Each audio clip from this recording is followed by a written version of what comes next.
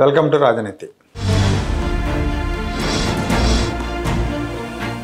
మహానాడులో తెలుగుదేశం పార్టీ జాతీయ అధ్యక్షుడిగా ఎన్నికైన తర్వాత చంద్రబాబు నాయుడు గారు తన ప్రసంగంలో చాలా అంశాలు ప్రస్తావించారు. ఈ ప్రసంగం కార్యకర్తలను బాగా ఆకట్టుకుంది. ముఖ్యంగా తప్పు చేసిన వాళ్ళను వదలను, తప్పు చేసిన వాళ్ళ పాలిట చాండశాసనుణ్ణి అని ఆయన చెప్పటం అందరినీ బాగా సాటిస్ఫై చేసింది, క్యాడర్ని.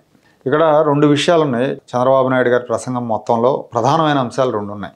ఒకటి పార్టీకి సంబంధించింది, రెండోది ప్రభుత్వానికి సంబంధించింది, అభివృద్ధికి సంబంధించింది.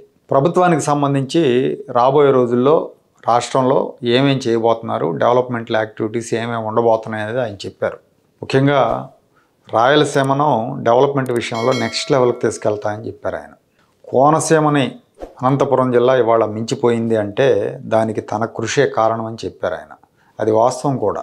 అనంతపురం జిల్లాలో ఆయన ముఖ్యమంత్రిగా ఉండగా అనంతపురం జిల్లాకి నీళ్ళు ఇచ్చారు, అనంతపురం జిల్లాకి కియా తీసుకొచ్చారు, అనంతపురాన్ని పారిశ్రామికంగా చాలా డెవలప్ చేశారు అనంతపురం జిల్లాని.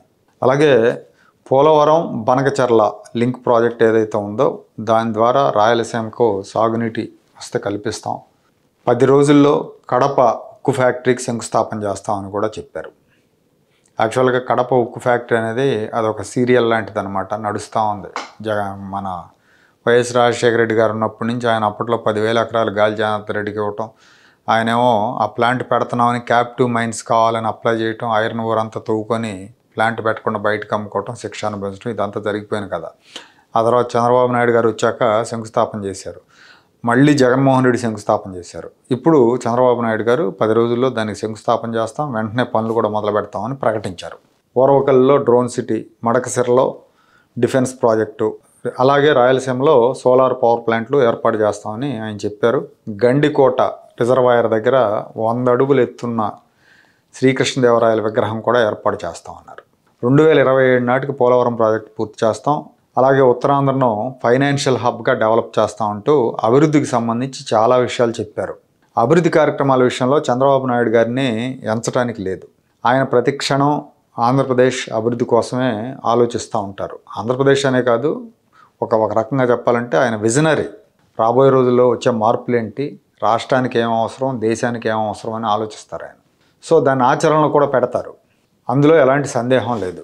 కానీ ఆయన చేసిన రాజకీయ ప్రకటనల విషయంలోనే క్యాడర్కి కొన్ని సందేహాలు ఉన్నాయి. తప్పు చేసిన వాళ్ళని శిక్షిస్తా, చండ శాసనుడిలాగా వ్యవహరిస్తా అన్నారు.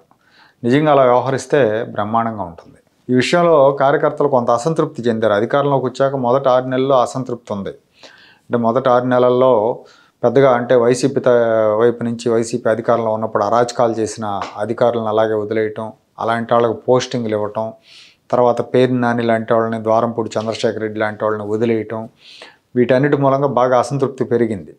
కానీ గత 3-4 నెలలుగా జరుగుతున్న పరిణామాలతో చాలా వరకు సాటిస్ఫై అయ్యారు. వల్లభనేని వంశీ అరెస్టు, ఇంతవరకు బెయిల్ రాకపోవటం, అలాగే ధనుంజయ రెడ్డి, కృష్ణమోహన్ రెడ్డి, సీతారామాంజనేయులు, ఇట్లా ఆ రోజున అరాచకం చేసిన వాళ్ళందరూ కూడా 1 by 1 అరెస్ట్ అవుతా ఉన్నారు. లిక్కర్ కేసులో కూడా దూకుడుగా ఉన్నారు కాబట్టి చాలా వరకు సాటిస్ఫై అయ్యారు. కాకపోతే కొన్ని సందేహాలు అయితే ఉన్నాయి. మిథున్ రెడ్డిని అరెస్ట్ చేస్తారా లేదా, మిథున్ రెడ్డి ఏదో బీజేపీ వాళ్ళతో మాట్లాడుకున్నామంట కదా, అలాగే జగన్మోహన్ రెడ్డి దాకా ఈ కేసు వెళుతుందా, మధ్యలోనే ఆపేస్తారా, అవినాష్ రెడ్డి విషయంలో కేంద్రం ఎందుకు ఇంకా వదిలేస్తూ ఉంది, ఎన్డీఏ కూటమిలో ఉన్నప్పటికీ వివేకానంద రెడ్డి హత్య కేసులో పక్కాగా ఆధారాలు ఉన్నాయి, సిబిఐ చెప్తున్నప్పటికీ ఎందుకు అవినాష్ని వదిలేశారు, ఇలాంటి సందేహాలు కొన్ని ఉన్నాయి. రోజా, విడదల రజనీ లాంటి వాళ్ళు కూడా లడ్డూల్లాగా దొరికారు. విడదల రజనీ మీద అయితే కేసులు కూడా పెట్టారు, ఆవిడ హైకోర్టుకి వెళ్ళి బెయిల్ తెచ్చుకున్నట్టుంది. వీళ్ళ విషయంలో కూడా చంద్రబాబు నాయుడు గారు మహిళలను అరెస్ట్ చేస్తే సానుభూతి వస్తుందేమో అనే ఒక సంశయంతో ఉన్నారు అన్న వార్తలు కూడా ఉన్నాయి. ఇవన్నీ క్యాడర్కు ఉన్న అనుమానాలు కూడా. రాబోయే రోజుల్లో ప్రభుత్వం వ్యవహరించే తీరు, చేయబోయే అరెస్టుల మీద ఇవన్నీ డిపెండ్ అయి ఉంటాయి, ఈ ఒపీనియన్స్ అన్నీ కూడా. అలాగే ఇంకో మాట అన్నారు, వలస పక్షులతో జాగ్రత్తగా ఉండండి, మన పార్టీ అధికారంలోకి వచ్చాక పార్టీలో కోవర్ట్లు వస్తున్నారు, వాళ్ళు పార్టీకి చెడ్డ పేరు తేవటానికి హత్యలు చేస్తున్నారు, హత్యలు చేస్తుంది వైసీపీ, కోవర్ట్లను పంపిస్తుంది వైసీపీ పార్టీలోకి, తెలుగుదేశం పార్టీలోకి, మన కార్యకర్తలను ఇబ్బంది పెట్టడానికి వస్తున్నారు, కార్యకర్తలకు న్యాయం చేయడానికే నేను కట్టుబడి ఉన్నానని మాట్లాడారు. ఇక్కడ కోర్టులు పార్టీలోకి వస్తున్నారు అంటే మన అనుమతి లేకుండా రారు కదా. వైసీపీ ఒకవేళ బలవంతంగా పంపించాలన్నా, కుట్రపూరితంగా పంపించాలన్నా లోకల్గా ఉండే తెలుగుదేశం ఎమ్మెల్యేనో, తెలుగుదేశం ఇన్ఛార్జో, జిల్లా పార్టీ అధ్యక్షుడో, లేదా పార్టీ అధిష్టానమో, ఆంధ్ర పార్టీ అధ్యక్షుడో, లేదంటే జాతీయ అధ్యక్షుడో ఎవరో ఒకరు అనుమతి లేకుండా పార్టీలోకి వచ్చే అవకాశం లేదు. కాబట్టి వీళ్ళని చేర్చుకునేటప్పుడు నాయకులు ఒళ్ళు దగ్గర పెట్టుకొని ఉండాలి. ఆర్థిక ప్రయోజనాలు ఆశించో, లేకపోతే తాత్కాలిక రాజకీయ ప్రయోజనాల కోసమో వాళ్ళని పార్టీలోకి తెచ్చుకున్నాక వాళ్ళు చేస్తున్న డిస్టర్బెన్స్ మామూలుగా ఉండదు. దానివల్ల ముందు నుంచి ఉన్న వాళ్ళకి చాలా ఇబ్బందులు ఎదురవుతాయి. 5 ఏళ్ల పాటు నానా ఇబ్బందులు పడి అరెస్టులు అయ్యి కేసులు పెట్టించుకున్న కార్యకర్తలు ఉన్నారు, నాయకులు ఉన్నారు, దాడులకు గురైన వాళ్ళు ఉన్నారు. ఇవాళ ఎన్నికలకు ముందు, ఎన్నికల తర్వాత వచ్చేసి పెత్తనం చేద్దాం అనుకునే వాళ్ళు ఉన్నారు. అలాంటి వాళ్ళకి అవకాశం ఇవ్వకుండా కింద నుంచి పైదాకా ఒక పాలసీ డెసిషన్ తీసుకోవాలి. అందరికీ అదే వర్తించాలి. ఎమ్మెల్యే దగ్గర నుంచి రాష్ట్ర పార్టీ నాయకుడి దాకా అదే వర్తించాలి, అదే పాలసీ వర్తించాలి, దాన్ని ఫాలో అవ్వాలి. మొన్న పయ్యావుల కేశవ్ గారు కనుక చెప్పినట్టు అనంతపురం జిల్లాలో జరిగిన మినీ మహానాడులో ఆయన ఒక సామెత చెప్పారు. పొద్దుతిరుగుడు పువ్వుల్లాగా చాలామంది ఇప్పుడు అధికారం మన వైపుకి రావడంతో వస్తున్నారు. అలాంటి వాళ్ళ విషయంలో జాగ్రత్తగా ఉండాలి. దున్నేటప్పుడు దూరం పోయి కోసేటప్పుడు కొడవలు ఎత్తుకొచ్చా అంట అన్నట్టు ఉంటుంది అని మాట్లాడారు. పొద్దుతిరుగుడు పూలు తెలుసా? పొద్దుతిరుగుడు పూలు తెలుసా? ఏం స్పెషాలిటీ పొద్దుతిరుగుడు పూలు స్పెషాలిటీ? సూర్యుడు ఎక్కడుంటే అవి అక్కడ తిరుగుతుంటాయి. అధికారంలోకి వచ్చినప్పుడు అధికారం ఎక్కడుంటే అక్కడ తిరిగేటువంటి నాయకులు కొంతమంది వస్తూ ఉంటారు మన దగ్గరికి.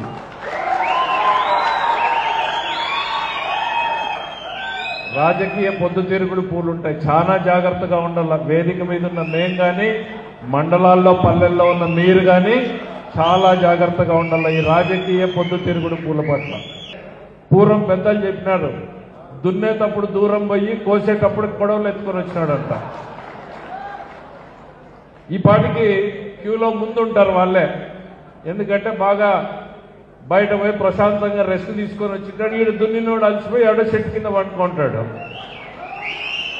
కోసే టైం కొడవలు ఎత్తుకొని తెల్లారి తలకే వాడే వచ్చింటాడు ముందుకి.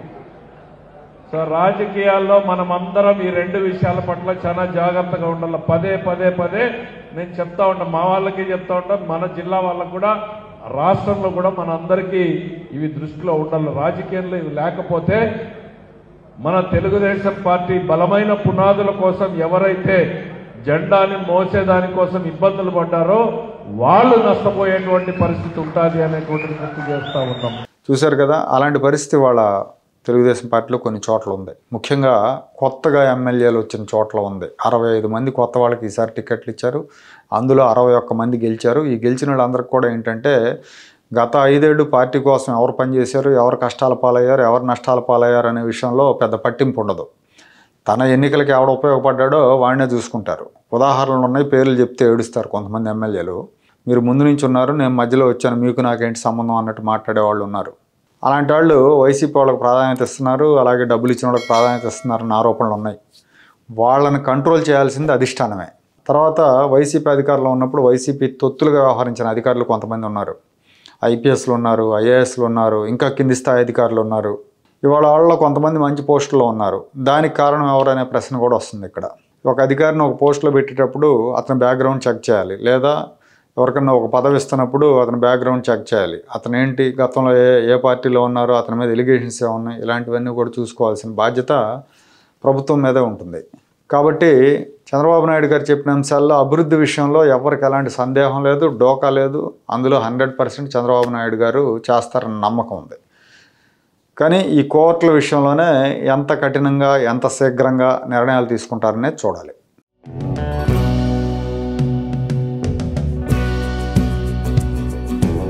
Like, share and subscribe to Rajaniti channel.